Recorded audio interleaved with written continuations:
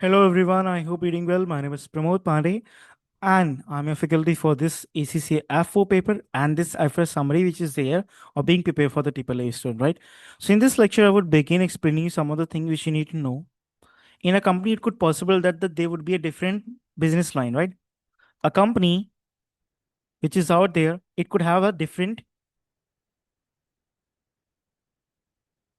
business line. They could be into electronic,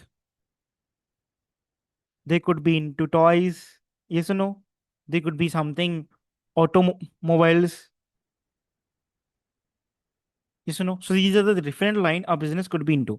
Now, for a company, it will not be appropriate to show just one profit and financial statement, right? That is okay that they will be making the complete set of the financial statement for once, right? But they have a responsibility to show what they are earning from this domain, what they are earning from this domain, what they are earning from this line, business line. Because ultimately, if someone who is interested in investing into the electronic,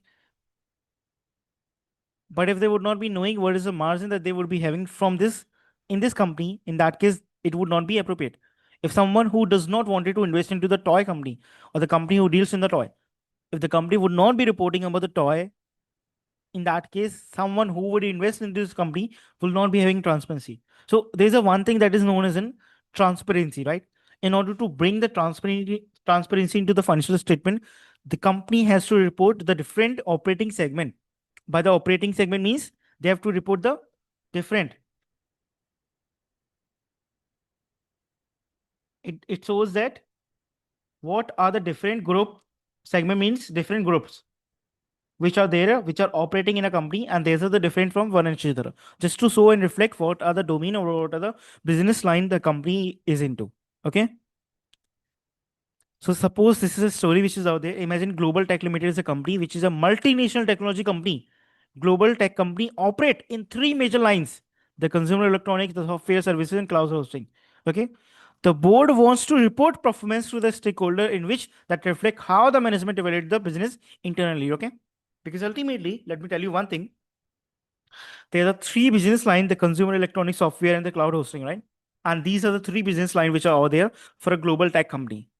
Now, any decision which is taken internally by the directors will not be going to be the shareholder. This is something that happens, right?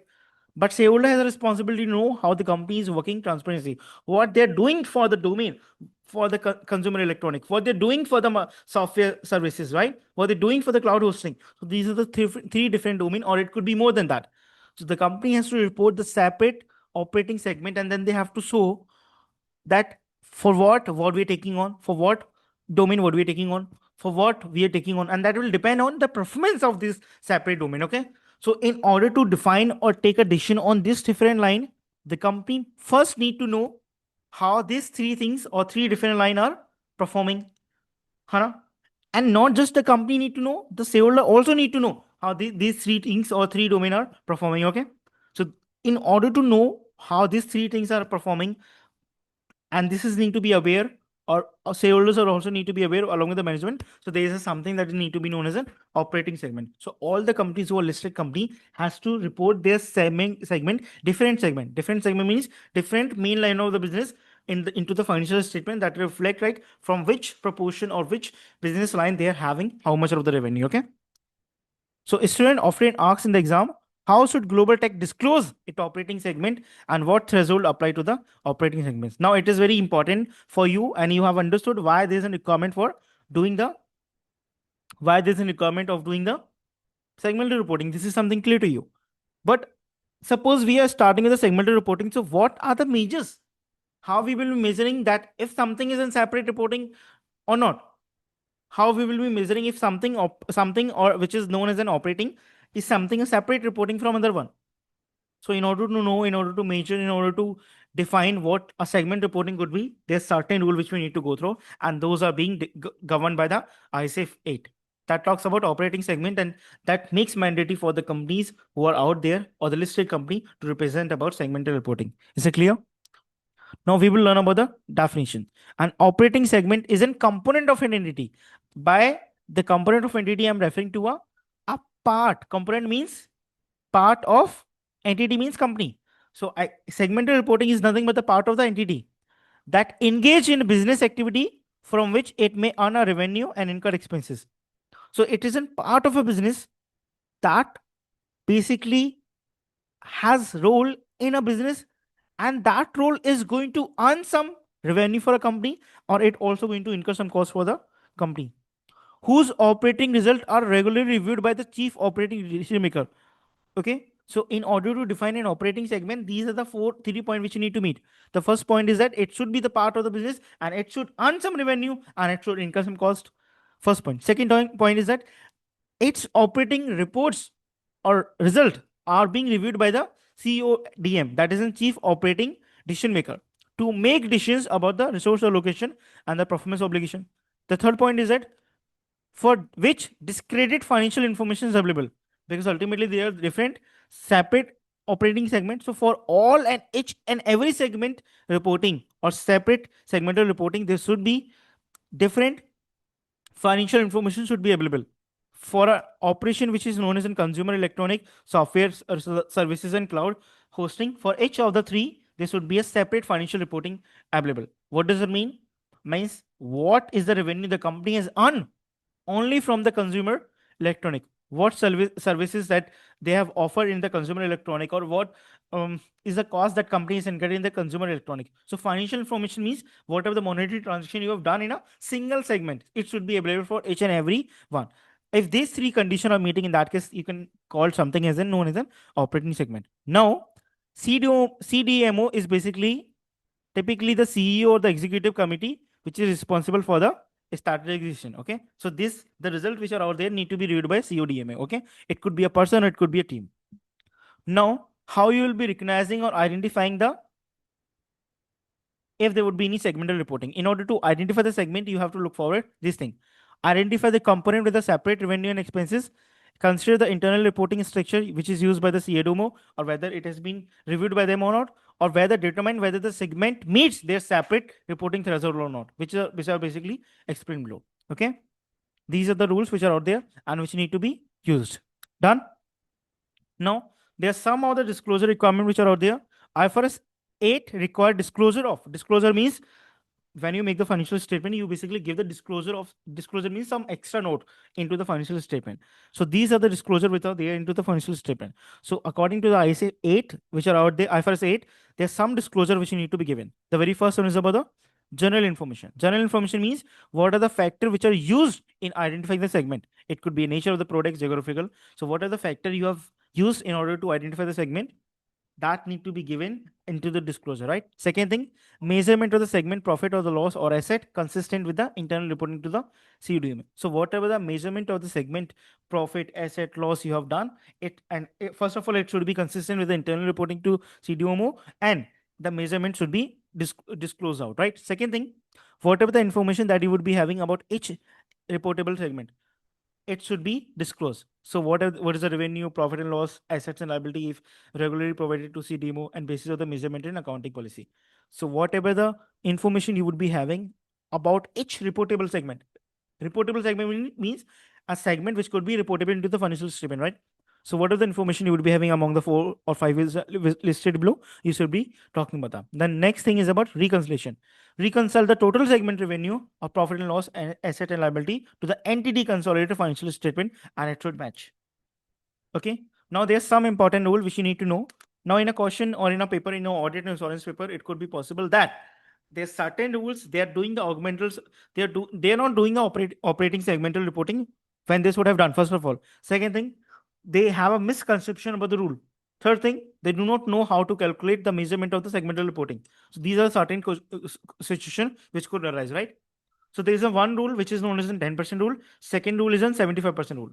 So 10% rule is that a segment must be disclosed separately if its revenue, profit, and asset are 10% or more. So if a segment has a profit, revenue, and asset which are 10% or more, in that case, those should be disclosed separately of total asset. So when I'm talking about the 10% of a total asset of a total of the segment. So if any segment which would be having 10% of the total percent of the revenue, 10% of the total percent of the cost, 10% of the total percent of the asset, in that case, that should be reported in segmental reporting. Is it clear? Revenue, segmental reporting, total 10 is equal to the 10, equals to or 10% of the total 10% of the total revenue. Now the revenue, when you're talking about the total revenue, it should be the internal or inter-segment or external. So you have to take the total revenue. Okay. Profit and loss, absolute segment profit means, absolute means different or very specific particular segment profit and loss should be equals to 10% or greater than 10%. Okay, whichever is greater. Asset, segment asset are is equal to 10% or greater than 10% of the total asset which are reported into the financial statement. That is the rule which is there as an 10%. If the 10% is rule is meeting, in that case each segment should be disclosed separately into the financial statement. Okay, done. Now we will talk about the 75% rule which is out there. So this is a primary segment. Even after applying the 10% rule, even enough segment must be reported to cover the at least 70% of the total external revenue.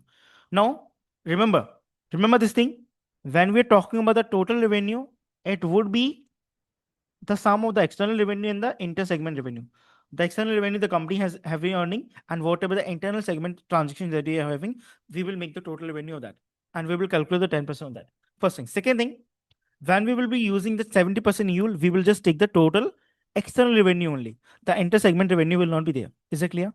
Now, even after applying the 10% rule, we should be having enough segment that are going to be reported into the financial statement, and that should be the 75% of the total revenue. So we have to report enough segment that are 75% of the total external revenue which are out there. Okay, so even after applying the 10% rule, enough segment must be reported to cover this at least 75% of the external revenue. If not, additional small segment are combined until 75% threshold is met.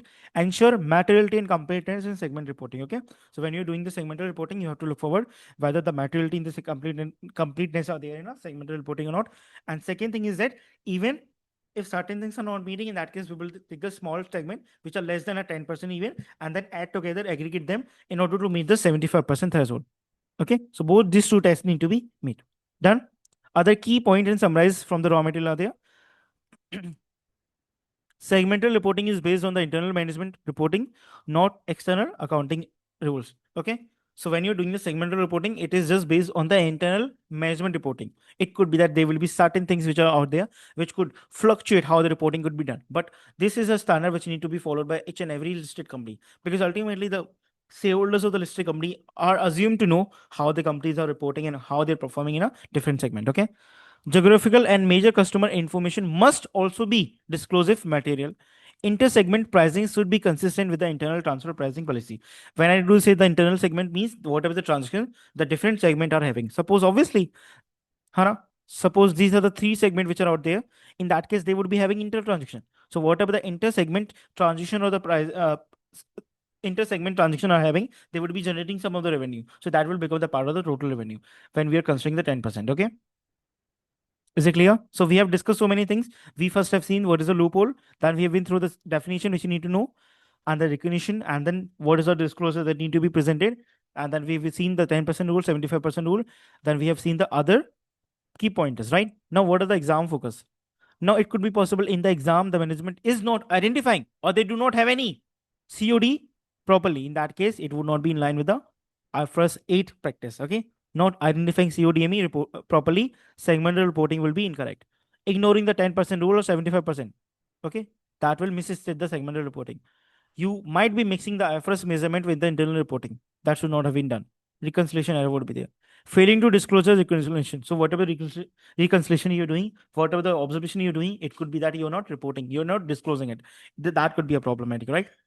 That would be your exam penalty. Overlooking inter-segment revenue and external revenue. Wow. This could be the misreporting of the 75% of the coverage. So these are certain things that could be tested. Now, ultimately, this is all what you need to remember for your IFRS 8. That will give you the guidance like how ultimately what you need to prepare. So how to disclose the operating segment in notes to the financial statement is the main thing that you need to know. And we have seen like 70%, 75% and the 10% rule. What constitute a major operating segment? If there would be any segment, so what should be the certain things out there? Now, it could be that the segmental reporting should have been done, but the company is not doing. In that case, there would be a trigger point for you as an auditor. Okay, applicable to the listed company only. Companies must present an analysis of the revenue, profit, and asset between major operating segment. Major operating segment means segmental information must be disclosed of all the segment that represent at least 10% of the asset or revenue or the profit of the company. If all segment total less than 75% of the company, if all such segment total less than, so whatever the segment you have selected, if those comes out to be the less than 75% of the company, then additional segment must be reported even if they're less than 10%, just to meet the 75% threshold to reach. Okay, so first we have to focus on the 10% rule. But if the 10% rule is not enough to get the 75% rule test, in that case, we will take the small segment which are less than 10%. But obviously, we will be taking, we suppose this 10% rule is not meaning, but there are certain segment which are just 9%, 8%. So, or they are 2 or 3%. So you will be taking 8 and 9%, right? You will not be going to 2 and 3, 1. Is it clear? That is all what you need to know from the understanding of the IFRS 8. That is all what you need to remember from the exam perspective. So what I'm thinking that I have delivered this lecture or this standard very specifically, and this was more of a typical standard which is more of confusing to the student, but I'm thinking that now you probably would be having clarity. Whatever the feedback or whatever the doubt you would be having, you know how you can approach to me. You probably would be having my number. Just reach out to me if you would be having any problem. Anyway, till then, take care. Have a good time. Bye bye.